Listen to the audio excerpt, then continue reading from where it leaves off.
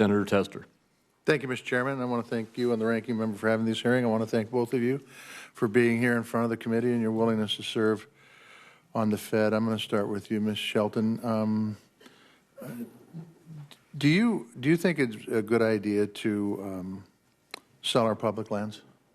I'm sorry? Do you think it's a good idea to sell off our public lands? To sell off public lands? Senator Tester, honestly, I've never considered that, and I don't have any opinion. In a 2009 book that you wrote, you said, for the purpose of balancing our budget, we should consider, and I paraphrase, selling the Postal Service, Amtrak, and federal lands.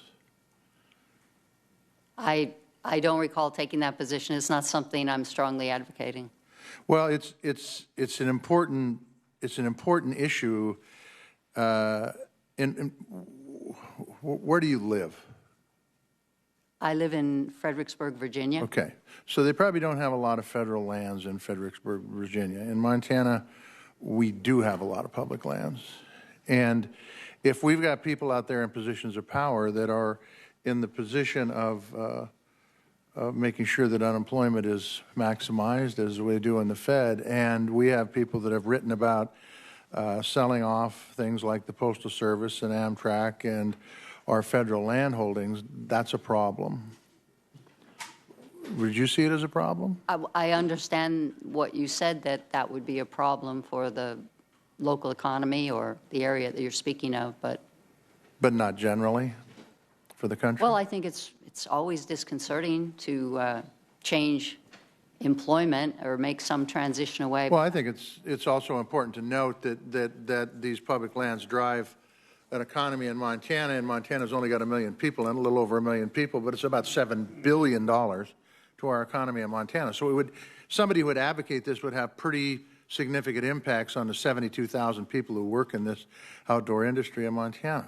I believe, Senator Tester, that's a decision up to Congress, would have nothing to do with the Federal Reserve. But you're right, but it does have impacts on people that are in positions of power, and I will tell you, as been pointed out with previous questioners, the Federal Reserve is a position of power.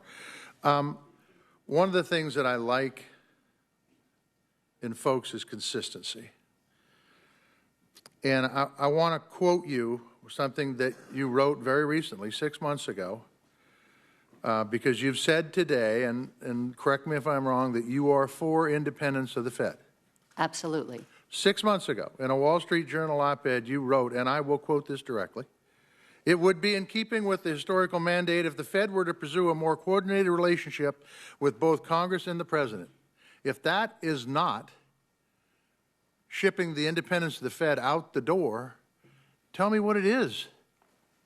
Senator Tester, that article was explaining the legislation that has shaped the role of the Federal Reserve, especially with regard to its accountability.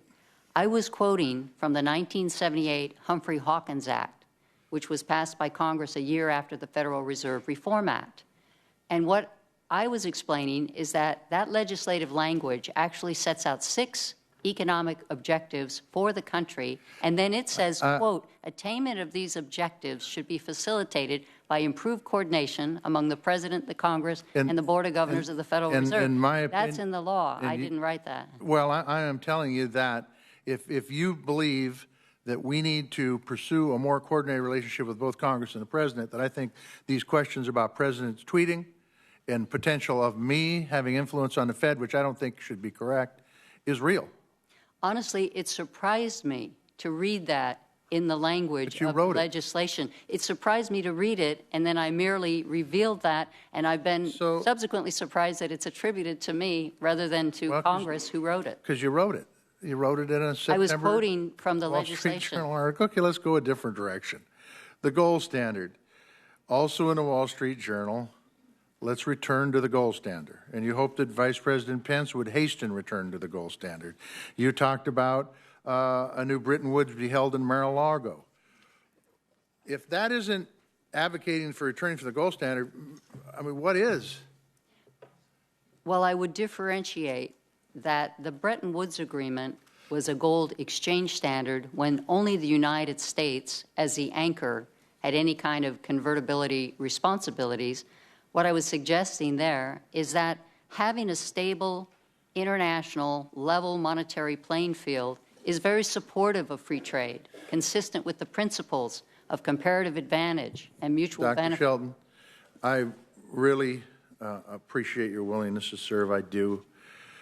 But I'm going to tell you something. When I read things and they say the things as directly as you said them, which I appreciate, by the way, and then you come in here and by the way, can try to justify them.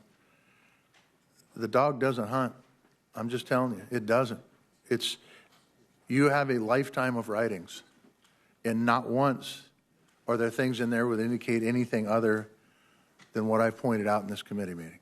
Whether it's sale of public lands, whether it's sale of the Postal Service, whether it's gold standard, whether it's independence of the Fed. Thank you, Mr. Chairman.